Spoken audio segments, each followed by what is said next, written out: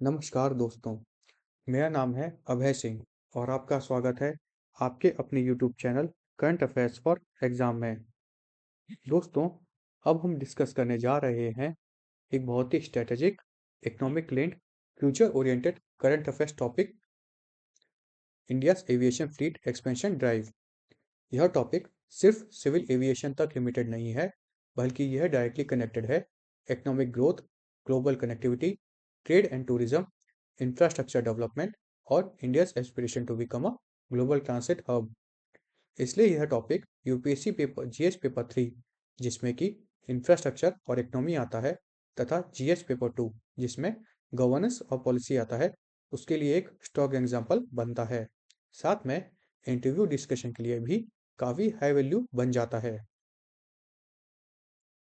सबसे पहले यह समझना जरूरी है कि इंडिया की एविएशन सेक्टर अब न्यूज़ में क्यों है। इंडिया एक हाई ग्रोथ फेज में एंटर कर रहा है सिविल एविएशन एक्सपेंशन के मामले में। गवर्नमेंट ने ऑफिशियली प्रोजेक्ट किया है कि डोमेस्टिक एयरलाइन हर साल लगभग 100 नए एयरक्राफ्ट इंडक्ट करेगी। इस एक्सपेंशन का मेन फोकस है फॉरेन ट्रांजिट हब्स पर डिपेंडेंसी कम करना, इंडिया से direct long haul international connectivity बढ़ाना। यह एक क्लियर पॉलिसी सिग्नल है। इंडिया अब सिर्फ पैसेंजर सोर्स नहीं, बल्कि ग्लोबल एविएशन हब बनना चाहता है। Union civil aviation minister Shri Ram Mohan Naidu ने कहा है कि इंडिया एयरलाइंस अगले 10 से 15 सालों तक लगातार 100 एयरक्राफ्ट पर ईयर इंडक्ट कर सकती है। यह कोई शॉर्ट टर्म एक्सपेंशन नहीं है, यह एक long term capacity building strategy है।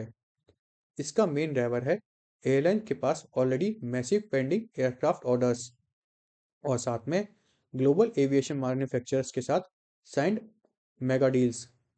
यह प्रोजेक्शन बताता है कि एविएशन डिमांड को गवर्नमेंट स्ट्रक्चरल और परमानेंट मानकर चल रही है, टेम्पररी बूम नहीं। अगर हम प्रेजेंट सिचुएशन देखें तो इंडिया को कमर्शियल एविएशन फ्लीट अभी 843 एयरक्राफ्ट की है। कैलेंडर ईयर 2025 में नए 80 नए एयरक्राफ्ट इंडक्ट किए गए और 2026 के लिए 106 एयरक्राफ्ट ऐड होने की एक्सपेक्टेशन है। इसका मतलब यह है गवर्नमेंट एक साल का स्पैक नहीं, बल्कि सस्टेन्ड और प्रेडिक्टेबल ट्रेंड देख रही है। यह कंसिस्टेंसी एविएशन प्लानिंग के लिए बहुत क्रिटिकल होती है। इस एक्सपेंशन में सिर्फ एक या दो एयरलाइन नहीं, बल्कि पूरा इकोसिस्टम इन्वॉल्व है। Air India group Tata group के टेकओवर के बाद एग्रेसिव फ्लीट रिन्यूअल और एक्सपेंशन कर रहा है और इसका फोकस है वाइड बॉडी और लॉन्ग हॉल रूट्स पर। उसके बाद इंडिको इंडिया की सबसे बड़ी एयरलाइन है, जो कि डोमेस्टिक और इंटरनेशनल दोनों रूट्स पर एक्सपेंशन कर रही है। ये नैरो बॉडी के साथ लॉन्ग रेंज वेरिएंट्स चाहते हैं। फिर उसके बाद आता है अकाशा जैसे एयरलाइन, जो मार्केट पेनिट्रेशन और नेटवर्क एक्सपेंशन की ओर साइन इन कर रहे हैं। यह बताता है कि ग्रोथ सिर्फ मेट्रोस या बिग प्लेयर्स तक लिमिटेड नहीं, बल्कि पैन इंडिया स्केल पर हो रही है। अब हम आते हैं इस पूरे एक्सपेंशन के सबसे इम्पोर्टेंट स्ट्रेटेजिक एंगल पर। पहले इंडिया का international aviation model largely depend करता था bilateral air service agreement, foreign hubs के थ्रू इनडायरेक्ट कनेक्टिविटी पर। अब गवर्नमेंट का फोकस शिफ्ट हो रहा है direct hub to hub flying, Indian airports को ग्लोबल ट्रांसिट पॉइंट बनाना। विजन ये है कि South Asia, South East Asia और अफ्रीका के ट्रेवलर्स तथा को अमेरिका जाने और यूरोप जाने के लिए दुबई, दोहा या सिंगापुर के बजाय इंडिया को ट्रांजिट हब के रूप में यूज करना। यह इंडिया के लिए रेवेन्यू जनरेट करेगा, जॉब्स क्रिएट करेगा और इंडिया का स्ट्रेटेजिक इन्फ्लुएंस भी बढ़ाएगा। अब समझते हैं कि प्रॉब्लम क्या थी। इंडिया के इंटरनेशनल पैसेंजर्स का एक बड़ा हिस्सा दुबई, दोहा, कोलंबो, सिंगापुर और यूरोपियन हब्स के थ्रू ट्रेवल करता था। इसका मतलब है वैल्यू एडिशन फॉरेन एयरपोर्ट्स को मिलती थी। इंडियन एयरलाइंस और एयरपोर्ट्स लॉस में रहते थे। 2014 के बाद से पॉलिसी का फोकस चेंज किया गया। रिक्लेम इंटरनेशनल ट्रैफिक अभी भी एक मेजर कंस्ट्रेंट था। क्या? इंडिया फ्लीट्स में वाइड बॉडी एयरक्राफ्ट की कमी। वाइड बॉडी एयरक्राफ्ट क्या होते हैं? तो फ्रेंड्स, वाइड बॉडी जो एयरक्राफ्ट होते हैं वो बेसिकली लॉन्ग हॉल और नॉन स्टॉप फ्लाइट्स के लिए एसेंशियल होते हैं। साथ में यह यूरोप, अफ्रीका और अमेरिका के लिए बैकबोन होते हैं। इंडिया में हिस्टोरिकली वाइड फ्लॉट बॉडी फ्लीट्स की लिमिटेड थी।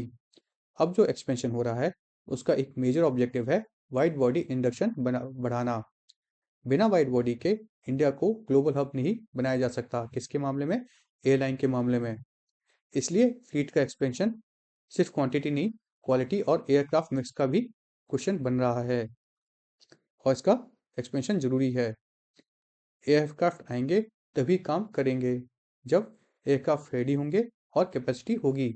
इसलिए एविएशन फ्लीट एक्सपेंशन के साथ साथ एयरपोर्ट इंफ्रास्ट्रक्चर भी पैरेलल एक्सपेंड कर रहे हैं। गवर्नमेंट के मुताबिक हर 40 से 50 दिन में एक एयरपोर्ट या तो अपग्रेड हो रहा है या नया डेवलप हो रहा है। यूनियन मिनिस्टर ने यह स्टेटमेंट दी है कि भोगापुरम एयरपोर्ट के फर्स्ट वैलिडेशन फ्लाइट की बात लिया गया है। भोगापुरम एयरपोर्ट आंध्र प्रदेश में लोकेटेड है और गर्मी इन गर्मियों में मतलब 2026 की गर्मियों तक ऑपरेशन होने की एक्सपेक्टेशन है। यह ईस्टर्न इंडिया और कोस्टल आंध्र के लिए इम्पोर्टेंट है और एक इंटरनेशनल कनेक्टिविटी का नया गेटवे बन सकता है। गवर्नमेंट ने क्लियरली आइडेंटिफाई किया है कि ग्लोबल साउथ और अफ्रीका फ्यूचर ग्रोथ मार्केट में पोटेंशियल है और इसके लिए इंडिया को ग्लोबल एविएशन मार्केट में अपना हिस्सा बढ़ाना होगा और इसके लिए इंडिया को एक मेजर हब के रूप में इस्टेब्लिश करना होगा। इंडिया का एविएशन फ्लीट एक्सपेंशन सिर्फ एयरलाइन का बिजनेस डिसीजन नहीं है, बल्कि नेशनल कनेक्टिविटी और इकोनॉमिक सोवरेनिटी का भी टूल है और इंडिया को एक बेस के रूप में स्थापित करने के लिए एविएशन मार्केट में बहुत बड़ा स्टेप है। फ्रेंड्स, आज का सेशन यहीं समाप्त होता है। आपको हमारा सेशन कैसा लगा कमेंट करके बताइएगा तथा लाइक शेयर सब्सक्राइब कोशिश कीजिएगा। धन्यवाद। जय हिंद, जय भारत।